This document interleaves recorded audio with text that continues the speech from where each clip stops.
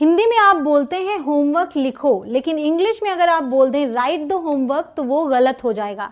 सही क्या होगा? Do the homework. उसी तरीके से हिंदी में आप बोलते हैं लाइव आना, मैं लाइव आ रही हूं, लेकिन अगर उसे इंग्लिश में कम लाइव बोल दे गलत हो जाएगा। गो लाइव बोलना सही होगा। हिंदी में आप बोलते हैं गलती करना, लेकिन इंग्लिश में अगर आप डू अ मिस्टेक बोलेंगे तो गलत हो जाएगा। आपको बोलना है मेक अ मिस्टेक। तो इस बात को समझे कैसे? तो गाइस ये सब के सब कोलोकेशंस हैं जो आप देख रहे हैं, ये सब के सब कोलोकेशंस हैं। अगर आप कोलोकेशंस की तैयारी करते हैं तो आपकी इंग्लिश में कभी कहीं कोई गलती नहीं होगी। तो ये कोलोकेशंस होते क्या है? कोलोकेशंस होते हैं साथ में यूज होने वाले वर्ड्स। आपको एक साथ तैयारी करनी है। जब आपने होमवर्क सीखा तो अगर आप साथ में डू द होमवर्क सीखेंगे तो आप गलती कभी नहीं करेंगे। जब आपने लाइव सीखा तो साथ में गो सीखेंगे तो गलती नहीं करेंगे। जब आपने मिस्टेक सीखा तो साथ में मेक सीखेंगे तो गलती नहीं करेंगे। उसी तरीके से जब आप बाथ की बात करते हैं तो उसके साथ हैव आता है। हैव अ बाथ मतलब नहाना। तो गाइज अगर आप कोलोकेशंस की तैयारी कर लें तो आप बहुत ही अच्छी फ्लुएंट इंग्लिश बोल सकते हैं। और कोलोकेशंस बात करूं तो मैंने ऑलरेडी बहुत सारी वीडियोस दी हैं। और ये भी बता दूं कि इंडिया में कोलोकेशंस के नाम से इंग्लिश पढ़ाया ही नहीं जाता। आप एक एक वर्ड तैयार करते हैं, सिर्फ एक वर्ड तैयार करते हैं, उसकी मीनिंग को तैयार करते हैं, लेकिन आपको समझ नहीं आता कि सेंटेंसेस कैसे बनाएं। उसकी यही है, अगर आपको साथ में पूरे वर्ड्स बताए जाएं तो आप आसानी से सेंटेंसेस बना सकते हैं। तो आप टेंशन ना लें, मैं आपको बता रही हूं आज 30 कोलोकेशंस जो आपकी इंग्लिश को बहुत हद तक इंप्रूव करेंगे। बस आपको वीडियो में एंड तक बने रहना है। Hey guys, my name is Kanchan, you are watching me on English connection. Video में एंड तक बने रहें। साथ ही साथ चैनल पे नए हो तो चैनल को सब्सक्राइब करें, उसके बाद आने वाले बेल आइकॉन को प्रेस करें ताकि आपको समय पर नोटिफिकेशंस मिले और आप समय पर मेरी वीडियोस को देख पाएं। अब आपके सामने ये जो टेबल दिखाई दे रहा है, इसमें आपको दिखाई दे रहा होगा कि इन 4 चीजों की एक मीनिंग है। जी हाँ, जब आप नहाने की बात करते हैं तो आप टेक भी यूज कर सकते हैं और हैव भी यूज कर सकते हैं। आप शावर भी यूज कर सकते हैं, बाथ भी यूज कर सकते हैं। तो अब से जब आपको बोलना हो मैं नहाने जा रहा हूं तो आप पिक कर लीजिए कि आपको यूज कौन सा करना है और मुझे कमेंट सेक्शन में भी लिख के बता दीजिए कि आपको यूज कौन सा करना है। साथ ही साथ अगर आपको ये वीडियो पसंद आती है तो आपसे एक रिक्वेस्ट है कि अगर आपको और कोलोकेशंस चाहिए कमेंट सेक्शन में दिल मांगे मोर जरूर लिखिएगा। मैं और कोलोकेशंस लेकर आऊंगी और आपको एक फ्लुएंट स्पीकर बहुत जल्दी बनाऊंगी। एक चीज और आपसे कहूंगी कि मैंने बहुत सारी वीडियोस दे रखी हैं ऑलरेडी कोलोकेशंस पे, उनकी लिंक्स आपको डिस्क्रिप्शन में मिल जाएंगी। साथ ही साथ आप आई बटन पर क्लिक करके उन्हें देख सकते हैं। तो टेक अ शावर या फिर हैव अ शावर बोलेंगे मतलब वही है। Take a bath, have a bath बोलेंगे मतलब वही है। सेंटेंसेस देखते हैं। I take a shower at night, मैं रात में नहाती हूँ। I have a shower at night, बात वही है। नैप का मतलब होता है थोड़ी देर के लिए सोना। तो इसके साथ हम दोनों क्रियाएं यूज करते हैं। अब आपको पता है, अब कोई दिक्कत नहीं आएगी। स्पेशली दिन में जब आप थोड़ी देर के लिए सो जाते हैं तब आप इसका यूज करते हैं। I am going to take a nap, मैं थोड़ी देर के लिए सोने जा रहा हूँ। It takes me 5 minutes to take a bath, मुझे नहाने में 5 मिनट लगते हैं। It takes me 5 minutes to have a bath, बात वही है, मुझे नहाने में 5 मिनट लगते हैं। तो अब आप इनमें से कोई भी यूज कर सकते हैं। अब आते हैं टेक अ नैप और हैव अ नैप पे किया। तो यहाँ टुक क्यों यूज हुआ है? क्योंकि टेक की सेकंड फॉर्म में पास्ट की बात कर रहे हैं। तो हैव की सेकंड फॉर्म हैड होती है। I had a rest before the party. तो आपको इनके जो फॉर्म्स होते हैं उनको तो ध्यान में रखना ही है, तभी आप सही सेंटेंसेस बना पाएंगे। टू हैव अ नैप, बात वही है। आगे आते हैं टेक अ रेस्ट। रेस्ट मतलब आपको पता ही है आराम। टेक अ रेस्ट या फिर हैव अ रेस्ट, दोनों का मतलब आराम करना। सेंटेंसेस कैसे बनाएंगे? I took a rest before the party, मैंने पार्टी से पहले have a look at this, ये लो जरा इसे एक बार देखो। तो यहाँ पर आप इस तरीके से दोनों का यूज करके अपनी इंग्लिश को और अच्छे से इंप्रूव भी कर सकते हैं और इंप्रेसिव इंग्लिश भी बोल सकते हैं। फिर आते हैं हैव फन और मेक फन पे। अब आते हैं take a look, have a look, दोनों का मतलब एक नजर डालना, एक नजर किसी चीज को देखना। अगर आपको किसी से बोलना हो एक नजर डालो, एक बार देखो, तो आप इनका यूज करें। Take a look, have a look. Let me take a look at your face, मुझे तुम्हारा चेहरा देखने दो। जिसमें कंफ्यूजन ना हो आपको तो आप अलग अलग सीखिए, उनके साथ सेंटेंसेस देखिए, बिल्कुल आसानी से आप इन सभी को बोल पाएंगे। गाइस मेरा ऐप भी इंग्लिश कनेक्शन नाम से, अगर आपने अभी तक इंस्टॉल ना किया हो तो कर लें, वहां पर कोर्सेज भी अवेलेबल हैं, साथ ही साथ आपको वीडियोस भी मिलती हैं। हैव फन और मेक फन, यहां से आप पाएंगे कि अब जो मैं आपको कोलोकेशंस दे रही हूं इनके मतलब अलग अलग हैं। अभी तक जितने कोलोकेशंस आपने सीखे उनमें मतलब सेम थे, बट आप कई तरीके से उन्हें यूज कर सकते थे। अब ये कुछ कंफ्यूजिंग वर्ड्स हैं, सेंटेंसेस देखते हैं हैव फन के साथ। लेट्स हैव फन, चलो मजे करते हैं। आई एम हैविंग फन, मैं मजे कर रहा हूँ।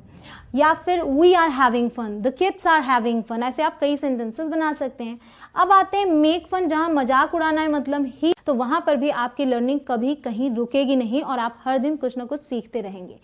यहाँ आते हैं हम, हैव फन का मतलब होता है मजे करना या आनंद उठाना। मेक फन का मतलब होता है मजाक उड़ाना। देखिए अर्थ बिल्कुल अलग हैं दोनों के। अब देखिए जब आपने ब्रेक वर्ड सीखा तो आप अगर ये सीख लेते हैं कि टेक अ ब्रेक का मतलब क्या है, हैव अ ब्रेक का मतलब क्या है, साथ ही साथ मेक अ ब्रेक का मतलब क्या है, तो क्या कभी कोई गलती होगी या कंफ्यूजन होगी? आप आसानी से सेंटेंसेस बना पाएंगे। तो take a break is making fun of me, वो मेरा मजाक उड़ा रहा है। Don't make fun of me, मेरा मजाक मत उड़ाओ।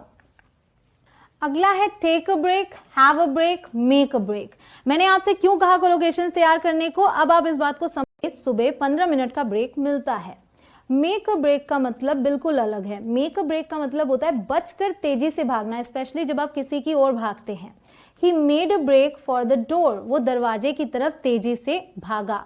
तो ये मतलब होता है ब्रेक लेना। सेंटेंस देखिए, you can take a break for 10 minutes, तुम 10 मिनट्स का ब्रेक ले सकते हो।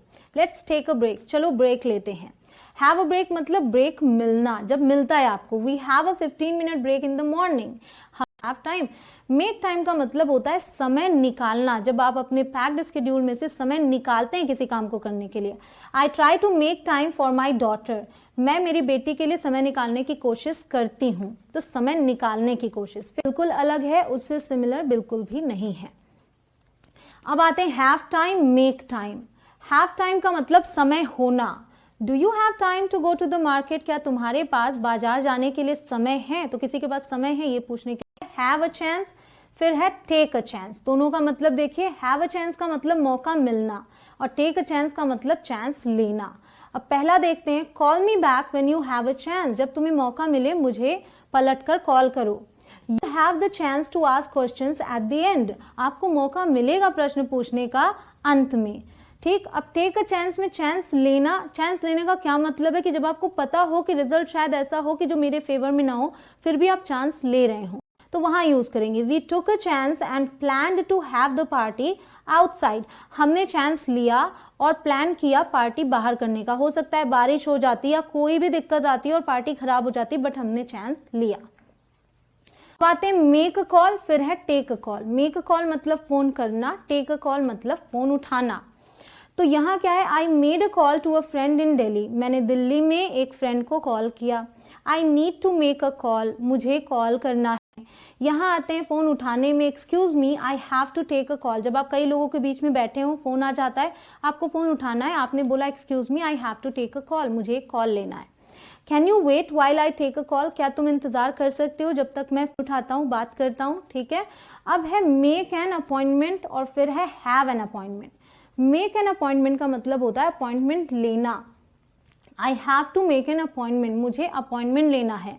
She made an appointment for her son to see the doctor, उसने अपने बेटे के लिए अपॉइंटमेंट लिया डॉक्टर को दिखाने के लिए। अब हैव एन अपॉइंटमेंट का मतलब क्या हुआ, जब आपने अपॉइंटमेंट ले लिया तो अब आपके पास अपॉइंटमेंट है। सो अपॉइंटमेंट होना। I have an appointment for 11:30, 11:30 बजे का मेरा एक अपॉइंटमेंट है।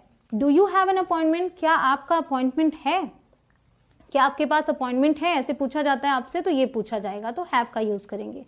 हैव ट्रबल मतलब मुश्किल होना। The patient is having trouble breathing, patient को सांस लेने में मुश्किल हो रही है। Parents often have trouble finding good teachers for their children, माता पिता को अपने बच्चों के लिए अच्छे शिक्षक ढूंढने में अक्सर मुश्किल होती है।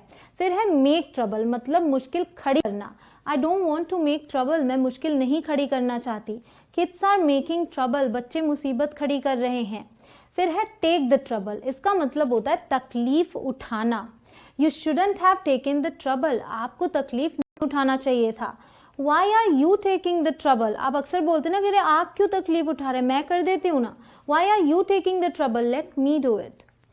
अगला है हैव एन एडवांटेज, इसका मतलब फायदा होना। You are in a better position when compare to someone else, आप कहीं जॉब इंटरव्यू के लिए जाते हैं, वहां जितने भी लोग हैं उनके पास वर्क एक्सपीरियंस नहीं है या फिर बहुत ही कम है और आपके पास 7 साल का वर्क एक्सपीरियंस है, तो क्या बोल सकती हूँ मैं, यू हैव एन एडवांटेज। तो देखिए example, she had the advantage of a good education.